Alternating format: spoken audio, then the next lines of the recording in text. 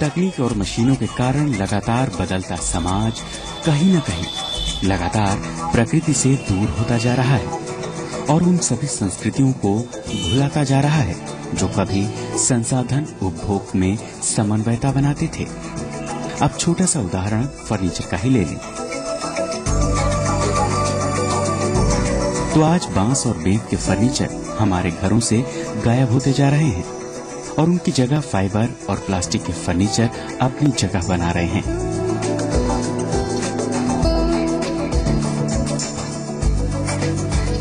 लेकिन अगर संतुलन बनाना है तो हमें अपनी पुरानी संस्कृतियों में आधुनिक बदलाव करते हुए उनको अपनाना ही होगा।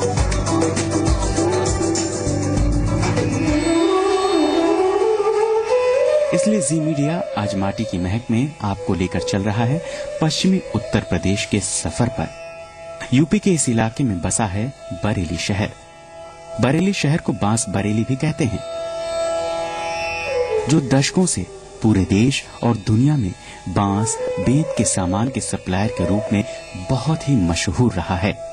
लेकिन आज बरेली की ये परंपरा गुम सी होती जा रही है। आधुनिक मशीनों की प्रतिस्पर्धा, कम मुनाफा, कच्चे माल का बढ़ता दाम, सरकार की उपेक्षा और प्रशिक्षित कामगारों की कमी ने इस उद्योग के सामने अपनी कला को जीवित रखने की चुनौती तक खड़ी कर दी है। लेकिन बरेली में बांस के कारोबार का इतिहास काफी पुराना और समृद्ध रहा है। सबसे पहले नजर डालते हैं बरेली के इतिहास पर। बरेली उत्तरी भारत में मध्य उत्तर प्रदेश राज्य में रामगंगा नदी के तट पर स्थित है। ये नगर रूहेलों के अतीत गौरव का स्मारक है। 1537 में स्थापित इस शहर का निर्माण मुख्यतः मुगल प्रशासक मकरंद राय ने करवाया था। बरेली का जो पड़ा, इसके बाद एक इतिहास कहता है कि यहाँ पर एक राजा हुआ बासदेव, उसका एक भाई था बरुलदेव। तो जब वो लगभग 2000 वर्ष पहले जब यहाँ शासन करते थे तो उसके नाम पर बासदेव बरुलदेव की जगह बांस बरेली नाम इसका रखा गया। कुछ कहावत ये भी है कि बरेली के आसपास बहुत अधिक बांस की खेती और बेंत की खेती होती थी, उसके नाम से भी कुछ लोग कहने लगे बांस बरेली के नाम से बांस बरेली पकड़ है। प्राचीन काल में बरेली का क्षेत्र पांचाल जनपद का एक भाग था। महाभारत काल में पांचाल की राजधानी अहिच्छत्र थी, जो जिला बरेली की तहसील आंवला के निकट स्थित थी। हमारे पास रिकॉर्ड है उसके अनुसार तो लगभग 4000 से 5000 वर्ष पहले का है। और यहाँ जो पहले एक राजा शासन करते थे वो था जिनको महाराजा द्रोण यहाँ के शासक थे। और ये महाभारत कालीन कथा से जुड़ा हुआ है। महाभारत के समय में यहाँ पर 1 साल के अज्ञातवास को पांडव आए हैं। कथा तो ये कहती है, कहानी में के अंदर ये बात आती है कि जब इस वक्त अज्ञातवास के समय में पांडव बरेली आए तो बरेली के घूमते हुए तहसील आंवला के रामनगर ब्लॉक के गांव में पहुंचे और वो जिसका नाम है लीलो। बांस से बने उत्पादों ने हमेशा से बरेली को अपनी अनोखी पहचान दिलवाई है। लेकिन आज इसी पहचान को कायम रखने की समस्या खड़ी हुई है। बांस के काम को 3 भागों में बांटा जा सकता है। पहले तो वो बांस के जंगल, जहां बांस एक घास के रूप में झुरमुटों में उगता है। इन बांसों को उपयोग के आधार पर छांटकर काटा जाता है। इन बांसों को इस तरह से कि बांस एक बार फिर से उग सके। बांस जितना सीधा होता है उसका उपयोग उतनी ही बेहतर तरीके से हो सकता है। बांसों को बड़े बड़े ट्रकों में लादकर बांस मंडियों तक पहुंचा दिया जाता है। इन मंडियों से अपने काम के मुताबिक मझौले व्यापारी बांस खरीदते हैं और उसे अपने कारखाने ले जाते हैं। लेकिन बांस के घटते जंगल और कम होता कच्चा माल आज की तारीख में बड़ा संकट बनता जा रहा है। साथ ही ढुलाई की बढ़ती कीमत भी बांस व्यापारियों के लिए बड़ी समस्या है। कच्चा माल जितना कम होगा उसकी मांग उतनी ही बढ़ेगी, जिस कारण से कच्चे माल का बाजार में दाम बढ़ता जाएगा।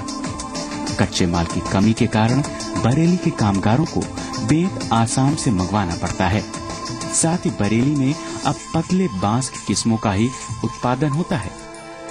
लिहाजा बरेली के बांस के कारीगर बाहर से आने वाले बेंत और बांस पर ही निर्भर हैं।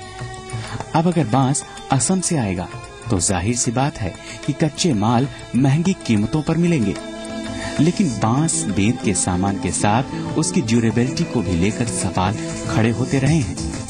लेकिन आपको बता दें कि जिस बांस से बरेली में सामान बनाए जाते हैं वो न केवल मजबूत होते हैं बल्कि लचीले भी होते हैं, जो इन सामानों के ड्यूरेबिलिटी को बढ़ा देते हैं।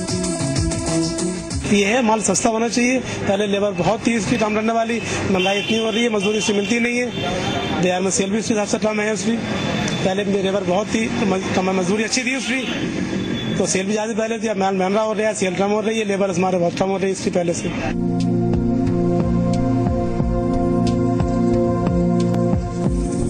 मंडी से आने वाला साधारण सा दिखने वाला बांस किस तरह से अनोखी कलाकृतियों में बदल जाता है, इसका जवाब मिलेगा छोटी छोटी वर्कशॉप्स में। फर्नीचर की दुकानों या शोरूम में मिलने वाला बांस का शानदार सामान दिखने में जितना मनमोहक होता है, उसके पीछे मेहनत भी उतनी ही ज्यादा होती है।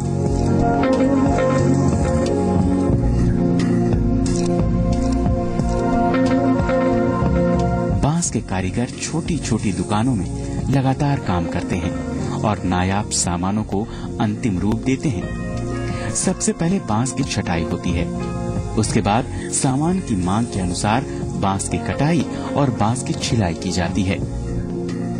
बांस को छोटी छोटी पतली पट्टियों में काटकर उसको सामान बनाने लायक बनाया जाता है। अपनी मेहनत और हुनर के सहारे बांस के ये कामगर बांस को नायाब कलाकृतियों में बदल देते हैं। फिर चाहे फर्नीचर हो, घरों में लगने वाले लैंप हो, छोटे छोटे सजावटी सामान हो, डोलचियां हो या फिर तमाम वो सामान जो न केवल आपके काम के होते हैं बल्कि देखने में शानदार दिखते हैं। बांस के इस काम में मेहनत बहुत है, लेकिन लगातार बढ़ती महंगाई और कम होते बाजार ने बांस के कामगारों के सामने कई सवाल खड़े कर दिए हैं। मसलन इस काम में लगातार मजदूरी या कहें काम का मुआवजा लगातार घटता जा रहा है, जिस कारण से पीढ़ियों से धंधों में लगे लोग इसे छोड़ने के लिए मजबूर हो रहे हैं। मेहनत ज्यादा है और कम पैसा मिलने पड़ा टन, और मजदूरी भी कम है इसकी, और मतलब बेच जो था आसाम से आता वो भी बहुत महंगा हो गया, देसी बेची बहुत महंगा हो गया, काफी परेशानियाँ आती हैं, दिक्कत है। मतलब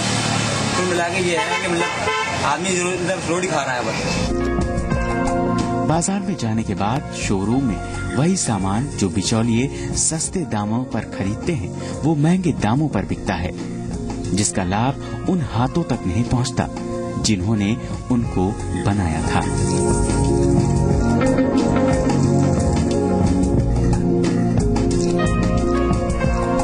लिहाजा नई पीढ़ी इस काम से भाग रही है और दूसरे धंधे तलाश करती जा रही है। साथ ही इस धंधे में तकनीक का समावेश काफी कम हुआ है। इंटरनेट और मशीन का उपयोग कम है, जिस कारण से नई नई डिजाइनों पर, पोर्टेबल आइटम्स पर काम बहुत कम रहा, जिस कारण से लोग इन आइटम की ओर कम आकर्षित हो रहे हैं।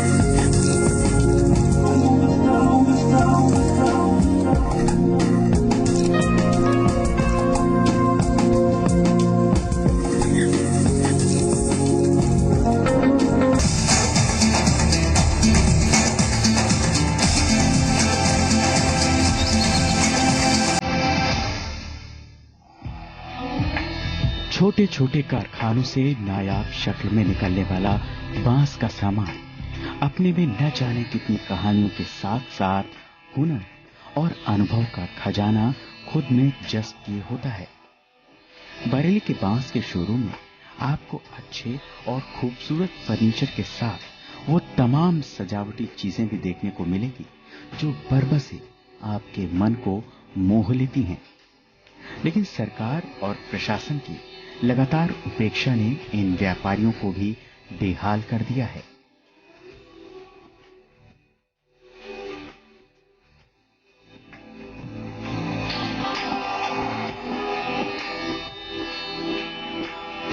टैक्सेस वगैरह स्कोर से हटना चाहिए, कारीगरों के लिए सुविधा बनना चाहिए किसी न किसी तरीके की, माल वाल के आने ले जाने की, इन सब चीज़ों की।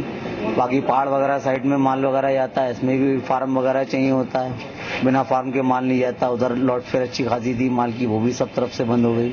5% टैक्स लगा रखा है। कुछ की फर्में हैं रजिस्टर्ड हैं, किसी की नहीं भी हैं, तो ट्रांसपोर्ट वगैरह से 2 नंबर में इस तरीके से माल जाता आता है, उसकी कोई पाबंदी नहीं, देखभाल नहीं। यही सब बातें हैं, इन सब चीज़ की सहूलियत मिलना चाहिए, जो होना चाहिए। ज़्यादा महंगा हो जाए। जो बंडल बेचता है इसका मिलता था 1100-1100 रुपये, 1500 रुपये मिल जाए आपको ये। और कुछ टाइम पहले 600-700 रुपये मिलता था, इतना रेट बढ़ गया। तो रेट अब उनसे हम जाते हैं, वो कहते हैं कि टैक्स ज़्यादा बढ़ गया है, किराया ज़्यादा बढ़ गया है। इस तरह की बातचीत करते हैं तो हम पैसे बढ़ा रहे हैं। अब क्या बात सही है, जो वेद वालों को मालूम होगा। हमें तो महंगा मिलता है, तो इसका हमारी बात है। उसमें खर्चे स्टेट ड्यूटी लगो है, वो कम होना चाहिए। जब कम हो तो रेट कम हो तो कारीगर को फायदा है, और सेल भी ज़्यादा बढ़े। जब सेल ज़्यादा बढ़ेगी तो कारीगर को फायदा होगा। दिन भर आदमी मजदूरी करता है और सब पूरी मजदूरी नहीं पड़ती है उसके अंदर, तो सेल बहुत कम है इसकी वजह से ये परेशानी है इसमें। और बात नहीं। पीएम मोदी की केंद्र सरकार लगातार मेक इन इंडिया का नारा देती रही है। अब बरेली के बांस उद्योग को भी शायद केंद्र सरकार के सहायता की दरकार है, जो इस कला को प्रोत्साहित कर फिर से नए मुकाम पर पहुंचा सके। राज्य सरकार के मंत्री का कहना है कि हमने केंद्र सरकार से बात की है और इस क्षेत्र को बेंत क्लस्टर के रूप में विकसित किया जाएगा।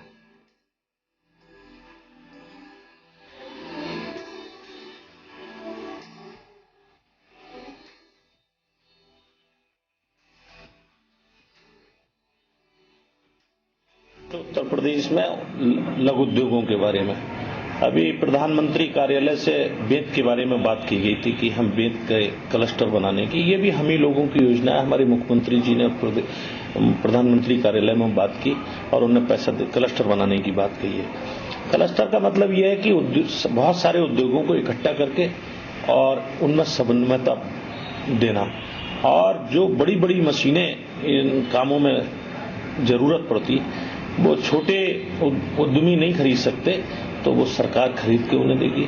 सरकार के यहाँ मास्टर लोग बैठेंगे, उन्हें ट्रेनिंग देंगे और नई नई डिजाइनें, नए नए तौर तरीकों से बेंत का काम, बांस का काम, लकड़ी का काम शुरू होगा। इसके क्लस्टर बनेंगे। जहां तक बरेली की बात आप लोगों ने की, तो बरेली में अभी 2-3 उद्योग और बहुत बड़े हैं। जैसे बरेली का सुरमा, पूरा हिंदुस्तान नहीं विदेश भी जानता है सुरमा बरेली वाला।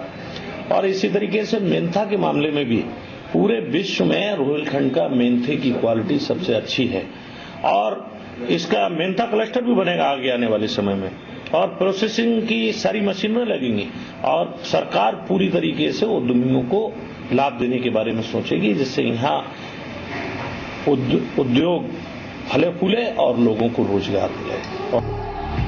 बातें, वादे और भरोसा, कहीं इन तीनों के भरोसे न रह जाए बांस की उम्मीद। इसलिए न केवल सरकार को बल्कि बांस के व्यापारियों को भी बांस के इस कला को जीवित रखने के लिए कदम उठाने पड़ेंगे। बांस की ये कला केवल शिल्प मेलों तक सीमित न रह जाए, इसके लिए बांस व्यापारियों को मार्केटिंग और विज्ञापन के स्तर पर भी सोचना होगा। साथ ही उस पारंपरिक सोच को भी बदलना होगा जिसमें केवल पारंपरिक ज्ञान जस्त है। पारंपरिक ज्ञान में इंटरनेट, मशीन और तकनीक का इस्तेमाल करके नई कला को सामने लाना पड़ेगा, जो आज के समाज में, बाजार में प्रतियोगिता का सामना कर सके।